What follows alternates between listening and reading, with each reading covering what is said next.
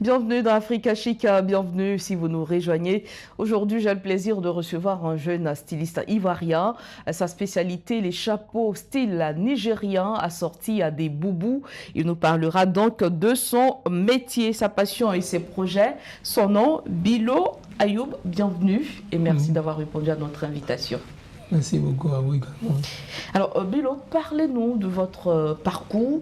D'où tenez-vous cette passion pour la mode? Depuis mon enfance, j'étais dans le marché du Kaolé où on vendait les tissus. J'ai rencontré beaucoup de stylistes renommés ici en Côte d'Ivoire. Donc, à travers ces personnes, j'ai commencé à aimer la mode.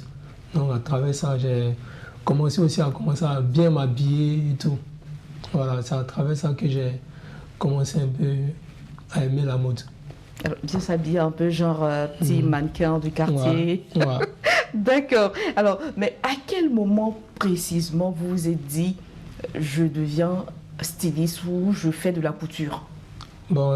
Depuis en 2015, je me suis vite rendu compte puisque j'ai commencé à fréquenter des stylistes. Voilà, à travers eux, j'ai commencé à avoir de l'amour aussi pour ce qu'ils faisaient. Dès lors, j'ai commencé aussi à créer des trucs, genre des chapeaux. Au début, ils portaient des chapeaux, ils portaient simplement pour moi. Ensuite, je me suis vite rendu compte que je peux revendre ça. Commercialiser. Voilà, commercialiser ça. Donc, j'ai commencé à revendre un peu autour de moi, les gens qui sont autour de moi. Un peu, ça a commencé à aller comme ça. Et puis, avec le temps, j'ai eu mon atelier. D'accord. Avant d'avoir l'atelier, comment vous avez appris à fabriquer les chapeaux? Est-ce que c'est auprès de quelqu'un ou bien vous avez vu à la télé, je ne sais pas? Non, j'ai appris ça et à travers l'Internet. Ah bon? Ouais. D'accord. YouTube, à travers des vidéos. J'ai appris un peu. Et là, vous avez quel âge à l'époque? 10 ans, 11 ans? Non, j'avais 20 ans. D'accord. Ouais. D'accord. J'avais 20 ans. Donc j'ai commencé à apprendre. Là, j'ai compris un peu les rouages et puis.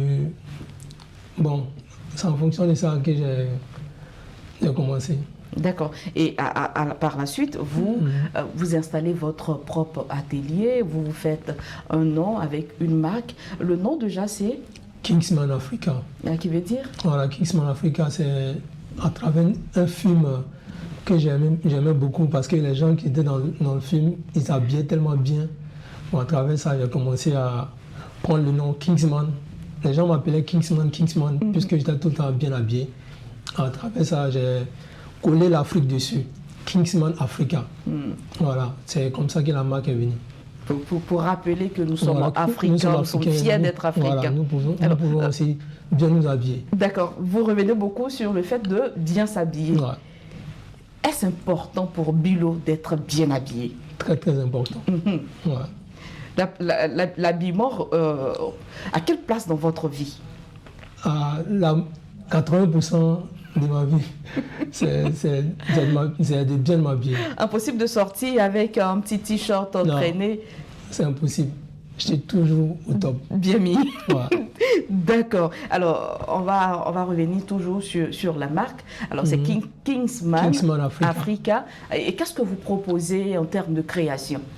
Je propose un peu les tuniques mixées. Voilà. Je prends un peu dans différentes cultures, telles que le style burkinabé, naija et ivoirien. J'utilise un peu les mêmes pagnes, les différents pagnes pour confectionner mes tuniques.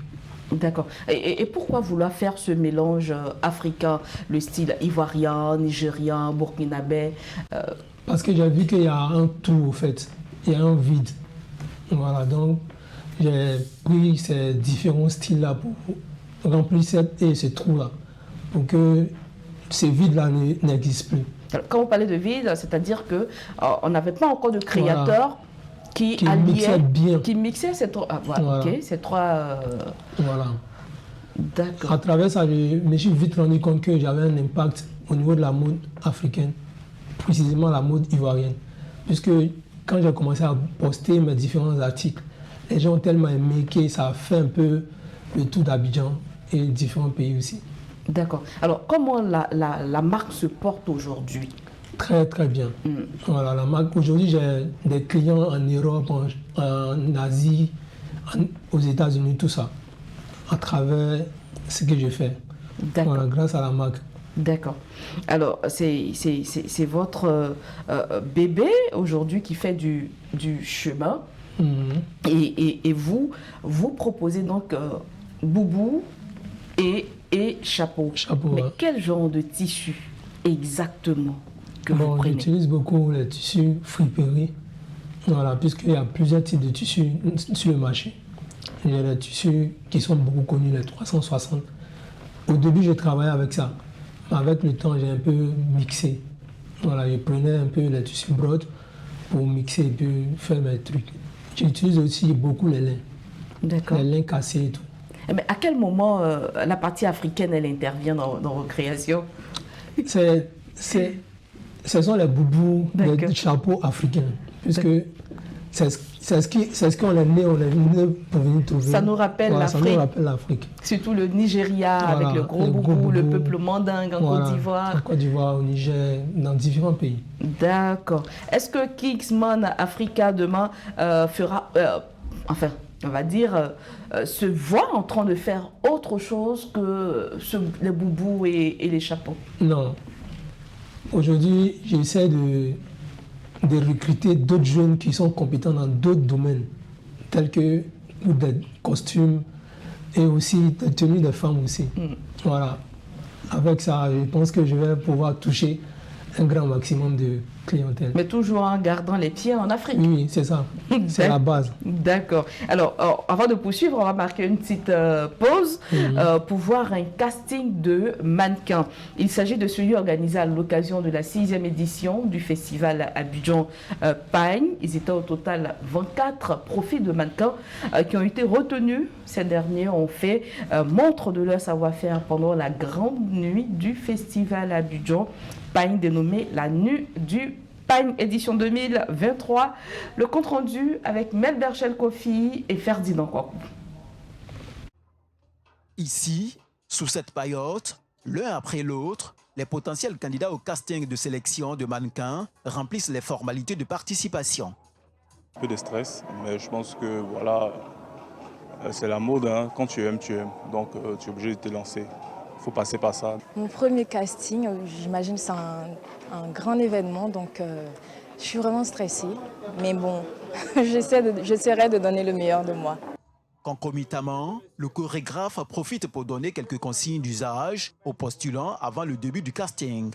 On va juste tenir compte des personnes qui marchent mieux, des personnes qui répondent aux critères qu'on recherche. Pas de montre, pas de bracelet, rien. Okay? Soyez le plus naturel possible. Cette année, ce sont plus de 200 mannequins issus de différentes agences qui prennent part au casting de sélection de mannequins à marge de la 6e édition du festival Abidjan Pagne. À tour de rôle, les postulants processionnent devant un jury composé de professionnels de la mode et de la culture.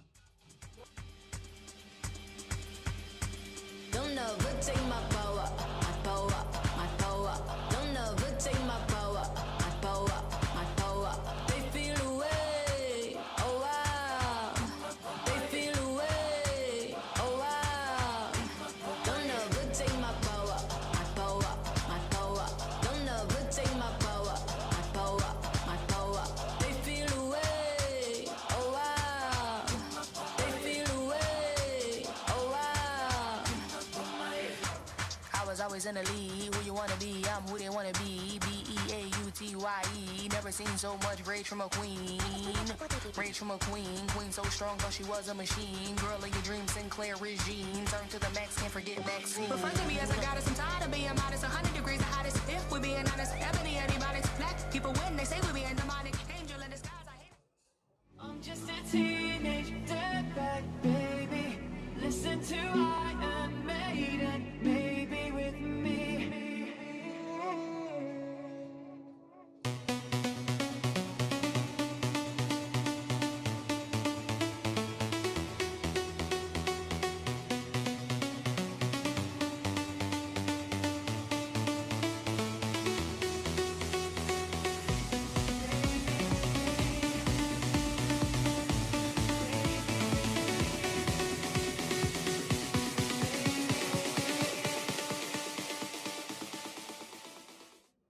Au finish, le jury sort du lot 24 profils de mannequins, dont 6 hommes et 18 filles, qui remplissent les critères de sélection. Ils feront partie des mannequins défilants lors de l'édition 2023 du festival Abidjan-Pagne. Un événement qui met en avant le talent et l'artisanat africain à travers des défilés de mode, des expositions et des performances artistiques. La présidente de la commission chargée de la sélection se félicite de la prouesse des candidats. Franchement, elles étaient toutes top. Elles étaient toutes top, chacune avait sa particularité. Mais vu qu'il fallait choisir, eh ben, on a dû choisir. Et je pense que vous avez dû remarquer, on a dû rappeler des personnes, rappeler des numéros, leur redemander de redéfiler. C'est parce que le choix était vraiment très difficile. Après, j'ai toujours été heureuse de pouvoir dégager ce que je ressens sur le thé, qui est la scène. Donc, je suis toujours contente quand le résultat du casting est toujours favorable à moi. On est toujours obligé de passer une crescendo et après terminer comme suite.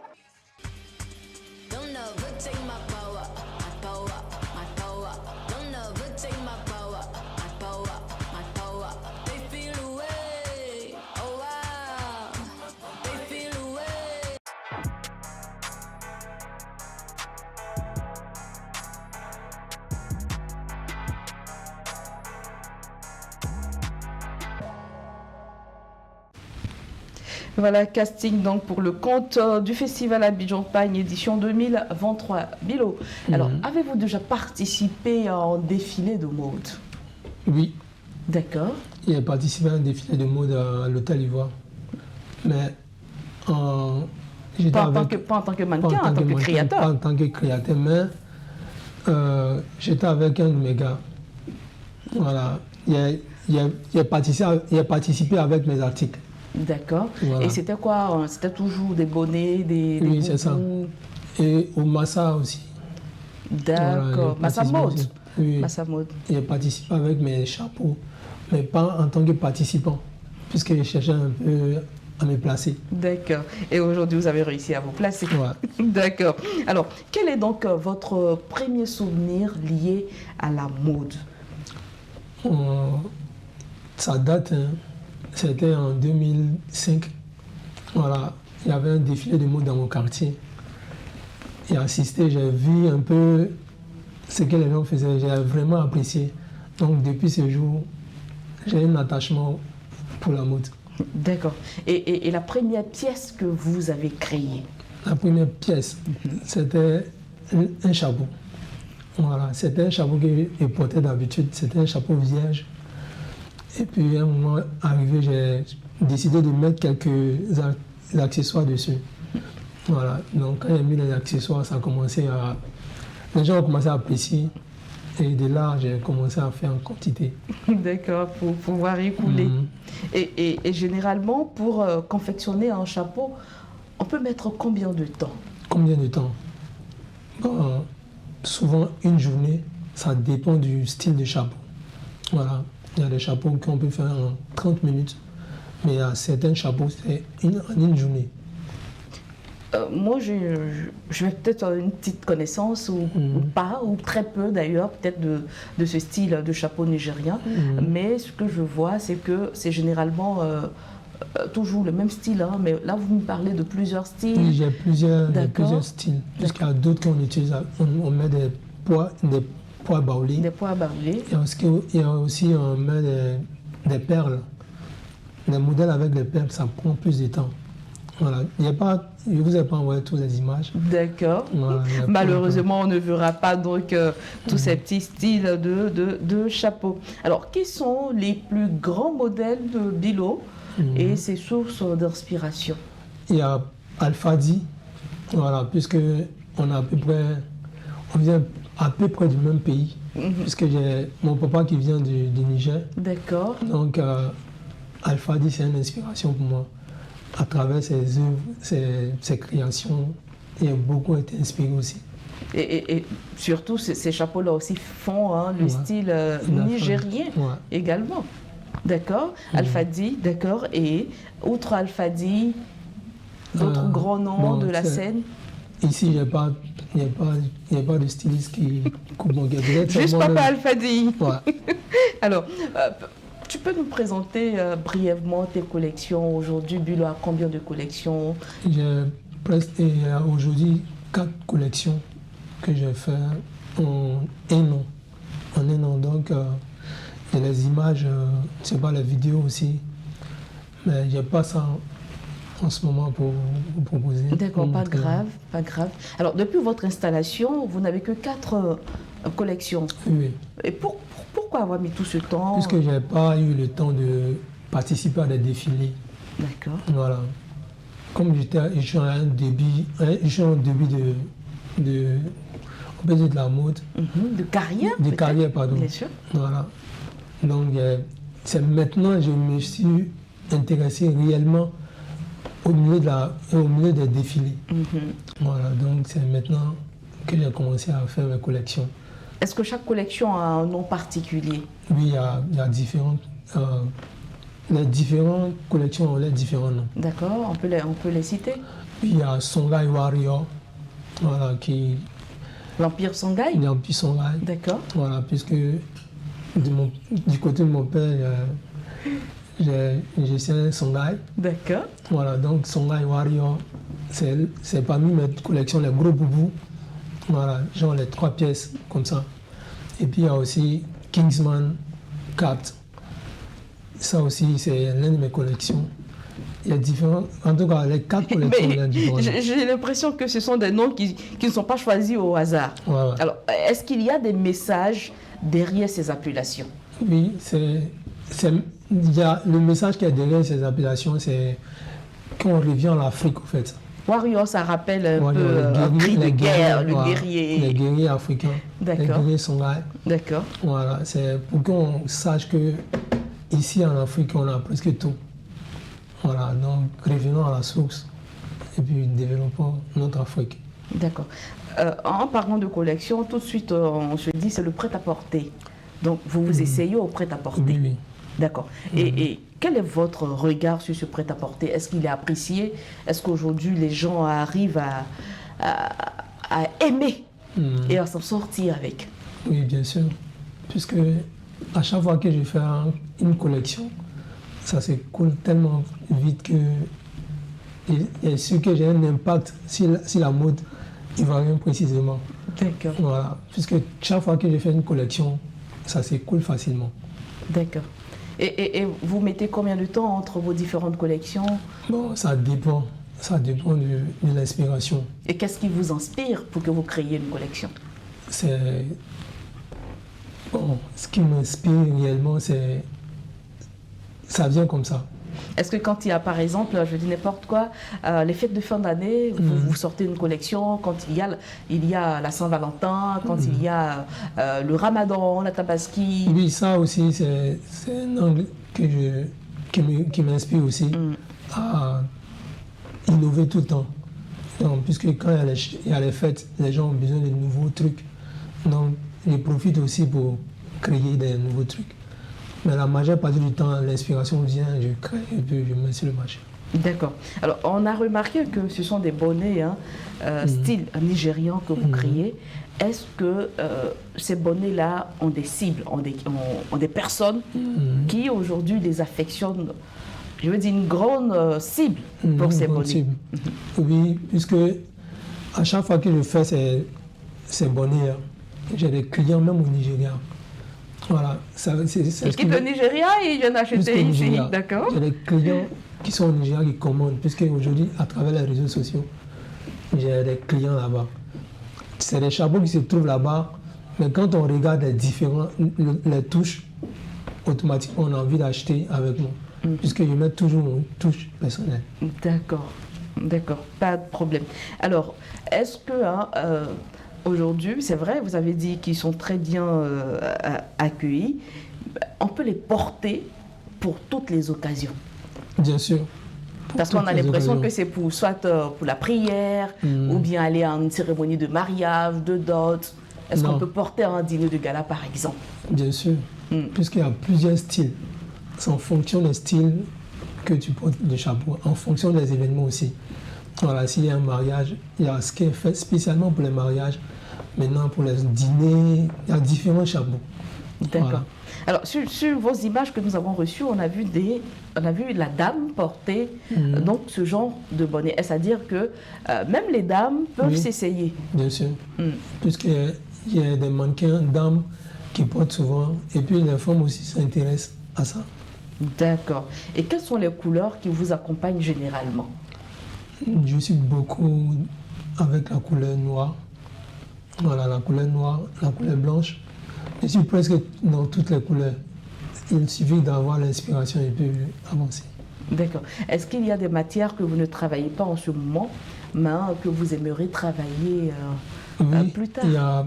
Il y a le jacquard, la qualité de jacquard. C'est un peu, je vois un peu dans les différents défilés, mais je n'ai jamais travaillé avec. Mais j'espère dans l'avenir travailler avec. D'accord. Et qu'est-ce que c'est Kingston? Kingsman Africa. Kingsman, autant pour moi, Africa fait et que les autres créateurs ne font pas. On dirait que la question est attendue. Non, c'est simple. Je crée tout le temps.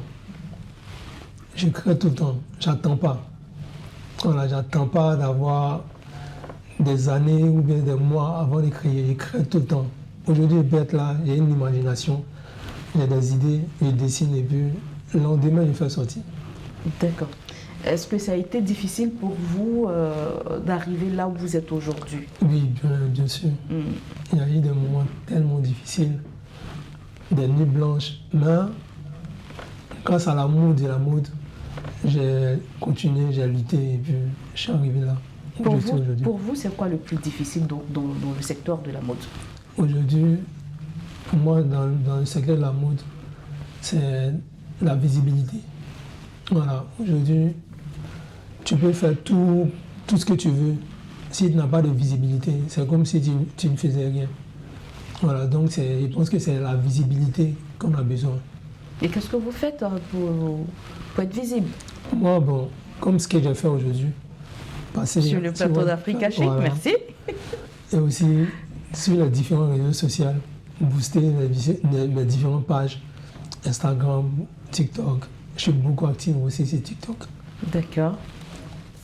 Et comment voulez-vous que les gens se sentent en portant l'une de vos créations?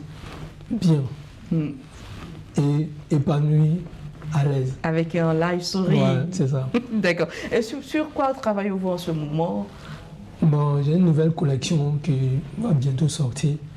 C'est avec des pains burkinabés. Voilà, j'ai déjà travaillé avec Non, façon d'Anfani. J'ai déjà travaillé avec des pains comme ça.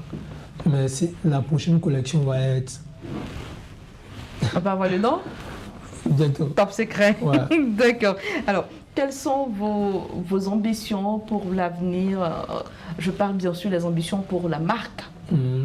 Pour la marque, c'est que la marque grandit encore plus, toucher un large éventail de clients et de créateurs dans le monde. D'accord. Et si vous aviez un message à l'attention des jeunes qui aimeraient se lancer dans l'entrepreneuriat, parce que c'est aussi l'entrepreneuriat. En tout cas, je les encourage beaucoup, puisque c'est l'entrepreneuriat qui m'a permis aujourd'hui d'être là. Voilà, devant vous, en votre magnifique télé.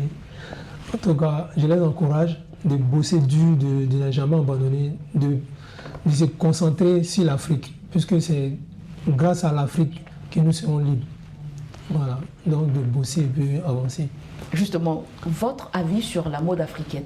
Mon avis sur la mode africaine, c'est que la mode africaine a beaucoup plus à donner au monde. Voilà, c'est la base. La mode africaine, c'est la source de tout. Et on a tout en Afrique. On a tout en Afrique. D'accord. Bilo Ayou, merci d'avoir répondu aux questions d'Africa Chic. Merci à vous. Avez-vous un dernier mot? J'encourage beaucoup aux jeunes qui vont à l'étranger, tels que aller en Europe, de bien réfléchir et se donner à fond en Afrique pour voir ce qu'ils peuvent faire pour avancer. Au lieu d'aller sur l'eau, se sacrifier en griffe. Voilà. Donc, je les encourage à rester, à travailler à réfléchir comment développer l'Afrique. Voilà, donc c'était le message qu'il y avait. Merci beaucoup, Bilo. Merci d'être passé sur notre plateau et bonne chance, bonne suite, on va dire, pour la marque Kingsman Africa. Ouais. Voilà, vous l'avez compris, hein, chers téléspectateurs, nous sommes à la fin de cette émission. Merci de nous avoir suivis. Merci à l'équipe en régie, Mike, Fares et Arnold. On se retrouve la semaine prochaine pour un autre numéro. D'ici là, portez-vous bien.